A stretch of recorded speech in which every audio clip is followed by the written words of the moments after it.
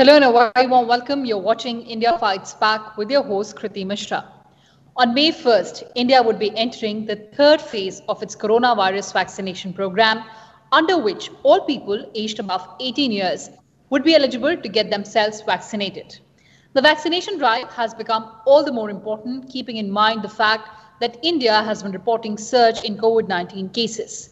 However, before being able to receive the vaccination, users would need to register themselves for the same. Registration for COVID vaccination for those who are above 18 will begin from 28th of April on the CoWIN platform and Arogya Setu app. Vaccination will continue in government centers, free of cost for those eligible, including healthcare and frontline workers and anyone who's 45 or more. And on the program today, we'll try and gather important information that you need to know for phase 3 vaccination registration. Joining me on the program today, Dr. B.L. Sherwal, Director, Rajiv Gandhi Super Speciality Hospital, New Delhi, and Dr. Sunil Raina, Professor and Head Community Medicine, Dr. R.P. Government Medical College, Tanda in Himachal Pradesh. Welcome to Rajya Sabha Television, gentlemen. Namaskar. And Dr. Sherwal, coming to you first, let's answer very basic questions, very elementary questions for our viewers today. And as we know that registration of citizens in the age bracket of 18 to 44 will begin on CoWIN and Arogya Setu app from 28th of April. In the third phase of the vaccination drive, there will be no walk-in registration. How do I pre-register myself online for an appointment for vaccination? Yeah, this is very, upfront news for the young people actually, and they were looking forward to get vaccinated. As you have just told that CoWIN app or Arogya Setu app, so it is just what you need is that you need to be above 18, and whatever the iCard or the PAN card or Aadhaar card, if you have anything where you can ascertain your age, you can open that and fill the name, and then there will be center where the vaccination given nearby you. You can choose that. However, there are two kind of vaccines which we are giving. That choice is not there. That which kind of vaccine is being given, and but you can always choose the center which center you are going to get vaccinated, and then you will be given the time, and then you have to visit there, and on that particular day timing slots are there on the session site, and you will be vaccinated. It's very simple activity, just hardly don't require more than 2-3 minutes. So that is very, very easy, and I will request more and more people should visit these websites and should register themselves and come forward, because they were looking forward to get themselves vaccinated since last 2 months from the very beginning. So I am quite hopeful that the young people should be enthusiastic to get participate. Absolutely, sir. There should be enthusiasm. And of course, there is this process for registration on CoWIN and also on Arogya Setu app. And of course, we have to remember that there will be no walk-in registrations this time around. But Dr. Raina, I'd just like to understand what is different in phase 3 vaccination drive in India than the earlier 2 phases. First, Kriti, thanks for having me on the show. And there are lots of things that have changed, in fact, in phase 3. That's primarily dictated by the fact that we are in the middle of a pandemic, and this pandemic is dynamic. It's not a very static pandemic. It's not something that has been there for the last 6 months and we are waiting for things to happen. It changes every day. So in phase 1, what did we see was that the processes or the vaccination was dictated by the fact that we were worried about those who were at the risk of picking up severe disease. Mortality was the major concern, or severe form of morbidity was the major concern. And at that point in time, we thought that it's the elderly people who are at the higher risk of picking up the disease, so we should vaccinate them. That was the first phase of the illness. Then we extended it to above 45 years of age, with first those with the morbidity and then without morbidity as well. That's probably increasing the gambit of vaccination as well. So that's what we did in the second phase. Now in the third phase, what has happened is that this pandemic has shifted base in terms of the fact that If we're looking at the first step or the first phase or the first part of the pandemic, that was in 2020, we were worried about the elderly. Now what we are seeing that younger generation, younger people are also coming as patients who are infected with the disease to the hospitals, as also showing some severity of the disease. So there's a shift in age. To keep with this shift in age, we are thinking of vaccinating this age group as well. So what will this do? This will do two things. One, this will prevent occurrence of severe form of disease in this age group, but it will also ensure the fact that if these people are infected, they don't carry the disease to their home, to their parents, because this is a very mobile group of people. This will go out, keep going, has high risk behavior. They will pick up more infections, carry them home. So phase 3 is probably broad basing the entire process of vaccination. And it is imperative that most of the people get vaccinated within this phase 3 of the vaccination.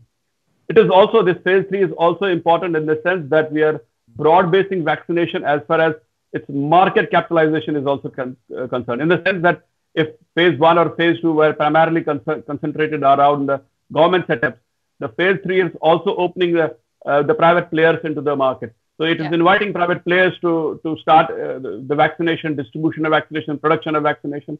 That's one thing that is very important about phase 3. As also the fact that phase 3 will involve invitation of vaccines that are there in the Western world at this point in time. For example, the Moderna vaccine, the Pfizer vaccine, they can be directly imported to India and given to people who wants to take it. So this is something of a paradigm shift as far as vaccination is concerned in this country. Absolutely. You talked about this paradigm shift. And Dr. Sherwal, I'd like to understand. Now, since private hospitals and establishments will be allowed to procure vaccine doses from manufacturers exclusively from the 50% supply earmarked for doses other than the ones for the government, and of course, we'll also have international vaccines in Indian market, what does that mean for the citizens of this country? No, it is basically now people are tuned to this, that they want choice. So if they have the choice to choose various vaccine, and because not many people now study Google the things, and then they decide which vaccine is good or which vaccine is bad. So they will decide as per their own convenience or knowledge. So I think this is a good thing, that if there is more and more vaccination of various new type of vaccines are available, whether it is Sputnik V or Moderna or Pfizer, or maybe Jadis and other Johnson & Johnson, so many vaccines are line up. So that is one good thing, that they will be having a choice. Second is then people are hesitant to visit the government sector setup. So they have choice to go to a private sector, and they may be senior citizen, or they may be high class people like me. Usually they don't like to go to dispensaries or government hospital.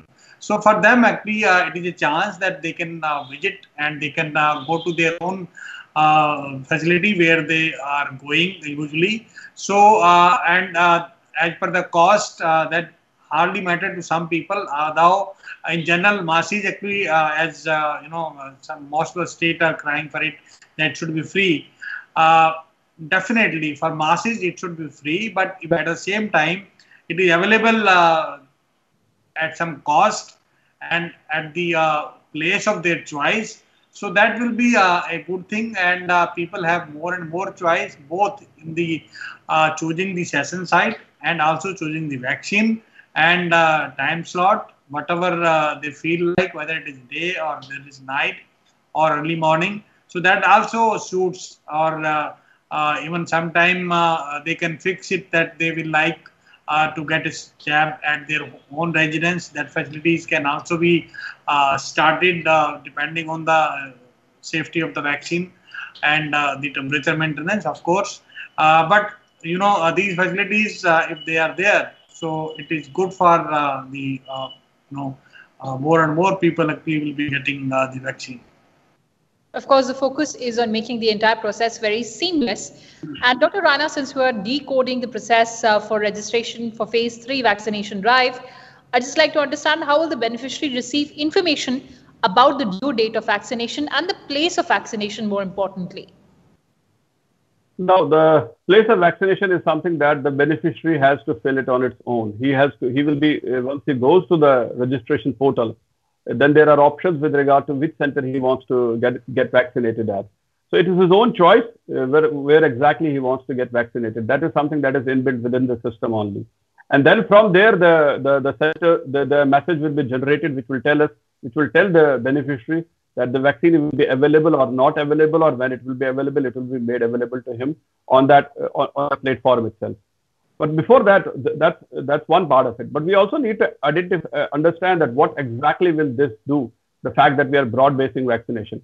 Yes. Now, broad-basing of vaccination is something like putting more number of eggs in a basket. It is building a cafeteria which has more options to give to the people. So if you have more options to give to the people, there are more chances that people will take up to one or the other option. And this will drop hesitancy, which is very common at this point in time because of the fact that they are given only two options.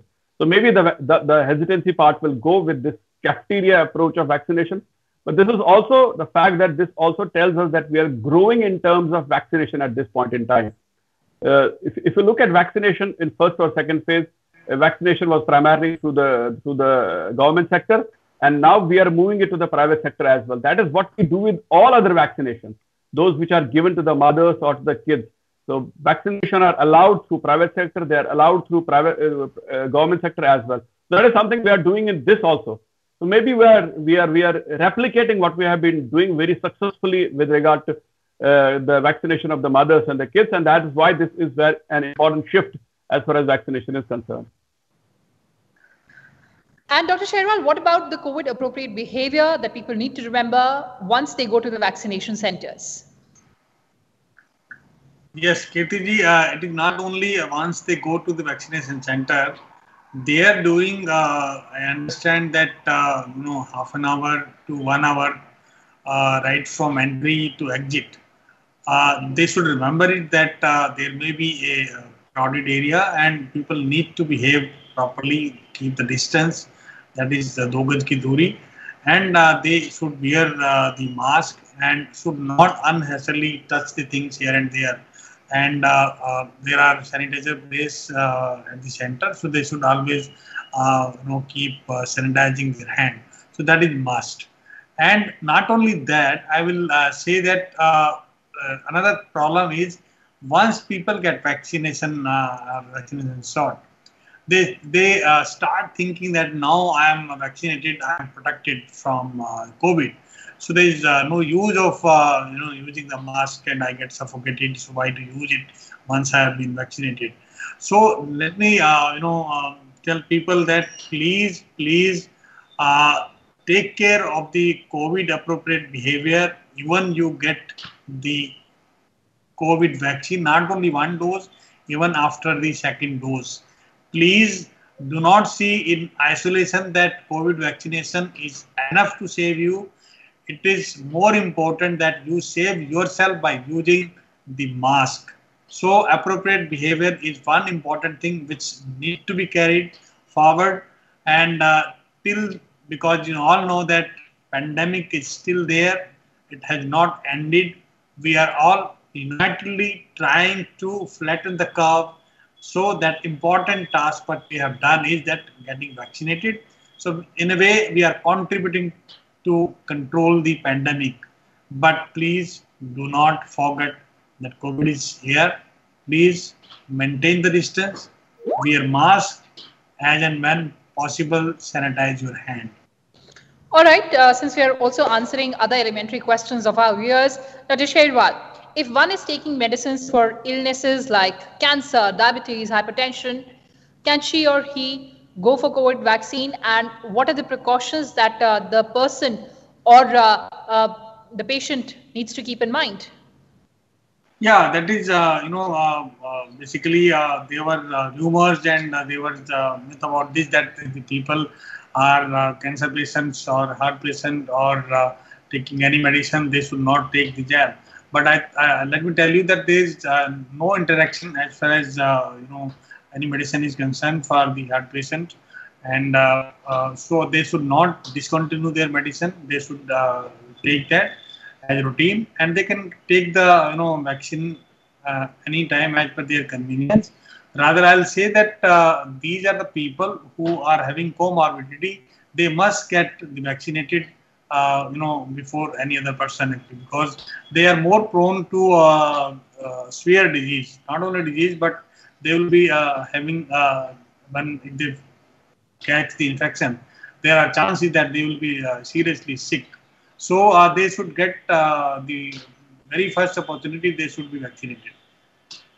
Okay. And Dr. Raina, when would the antibodies develop? That is a question that a lot of people ask, whether it is after taking the first dose, after taking the second dose, or when.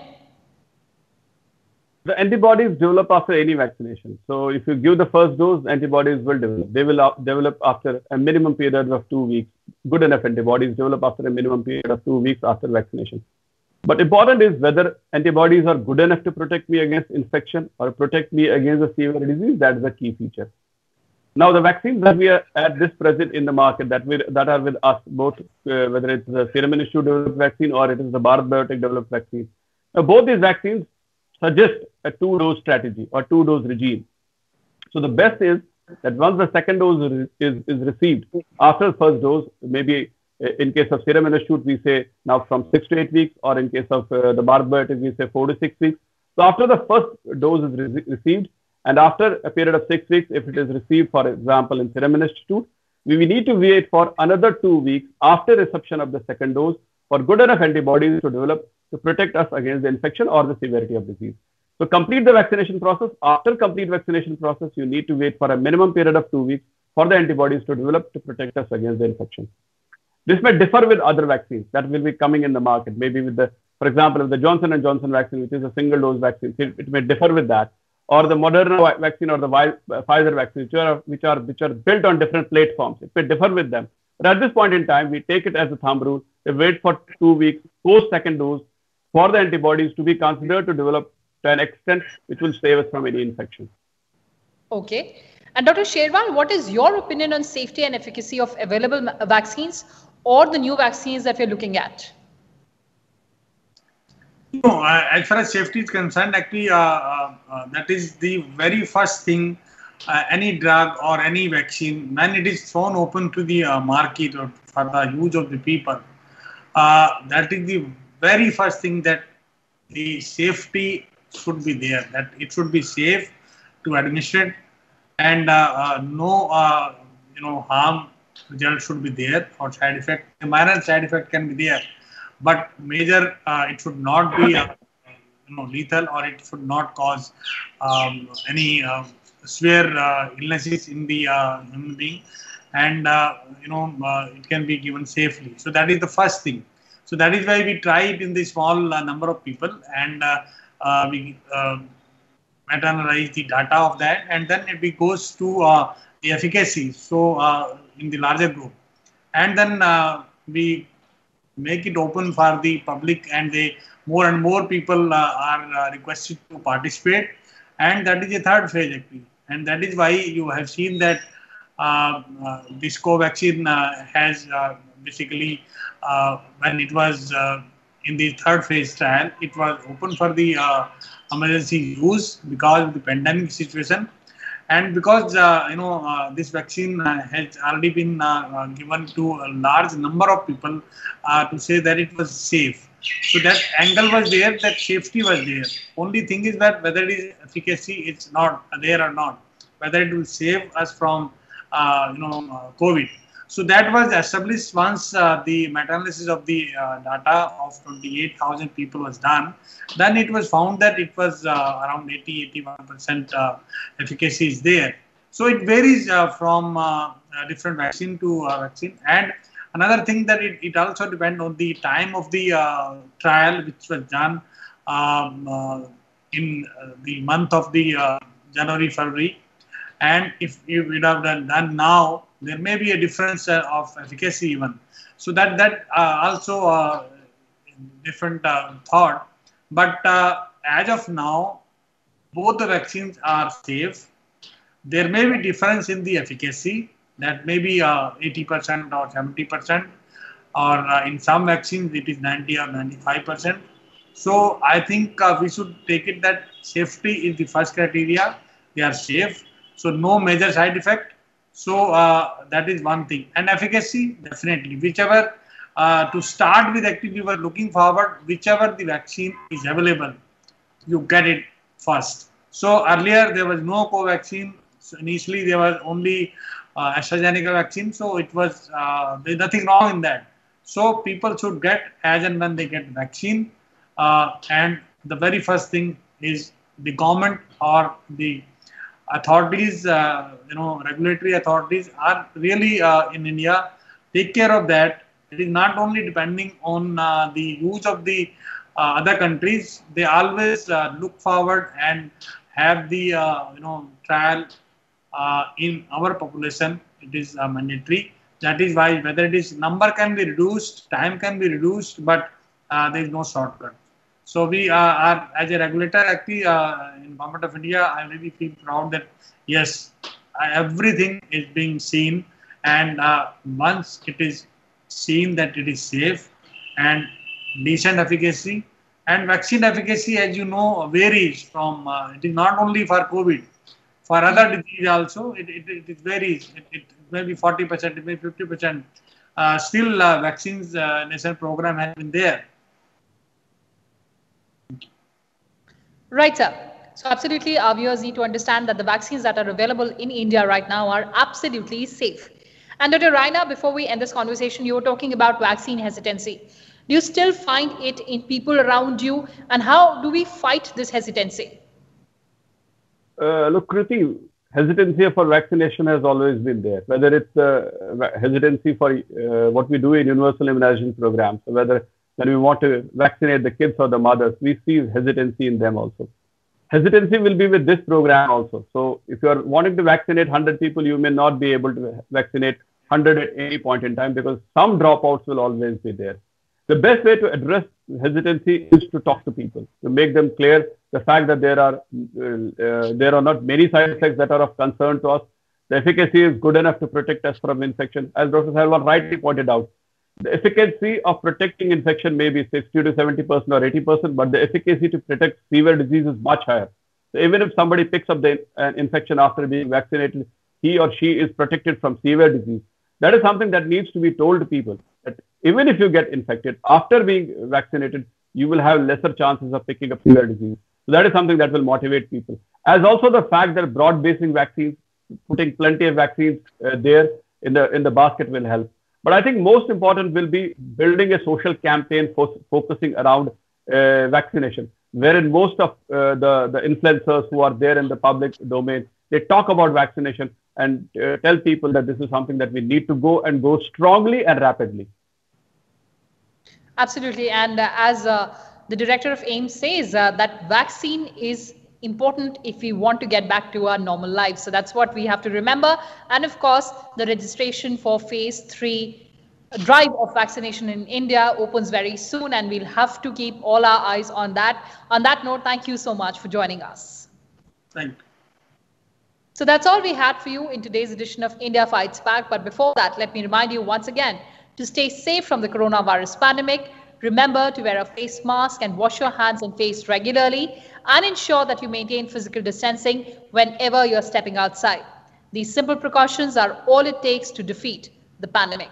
Take care. Goodbye.